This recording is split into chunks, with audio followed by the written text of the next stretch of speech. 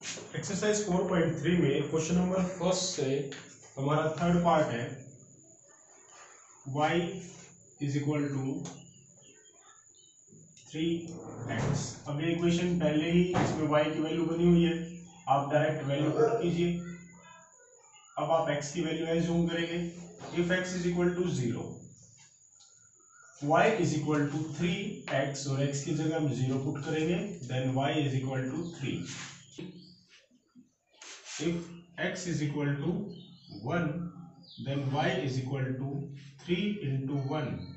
3 बन जा फिर से 3 into 0, that is 0 and 3 बन जा 3. If x is equal to 2, then y is equal to 3 into 2, y is equal to 6. अब एक टेबल बनाएंगे।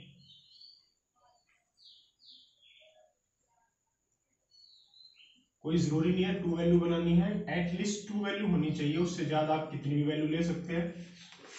ये आपका x और y, x की वैल्यू फर्स्ट केस में 0, then value of y is 0, 1, 3, 2, 6। अब इनका ग्राफ ड्रॉ करेंगे। ग्राफ ड्रॉ करने के लिए हम x एक्सिस और y एक्सिस ड्रॉ करेंगे।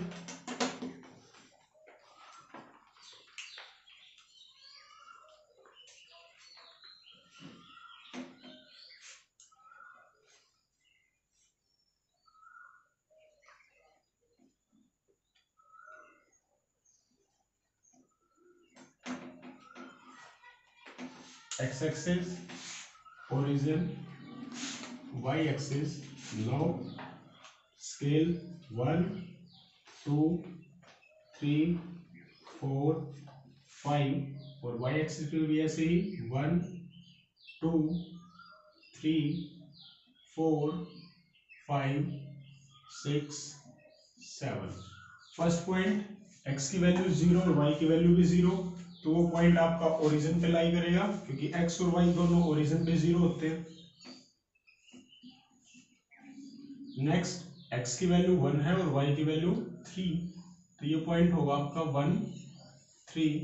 Third point x2 and the value of y is 6, तो ये पॉइंट हो जाएगा आपका 2, 6।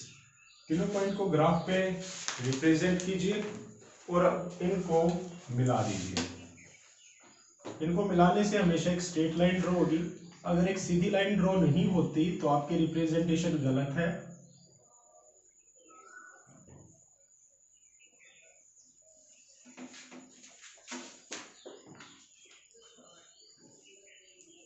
एरो और लाइन के ऊपर इक्वेशन लिखिए। लाइन की इक्वेशन है y is equal to 3x, then scale on x axis 1 centimeter is equal to 1 unit, on y axis 1 centimeter is equal to 1 unit। ये आपका स्केल हो गया। ये आपके फर्स्ट क्वेश्चन के थर्ड पार्ट का ग्राफ।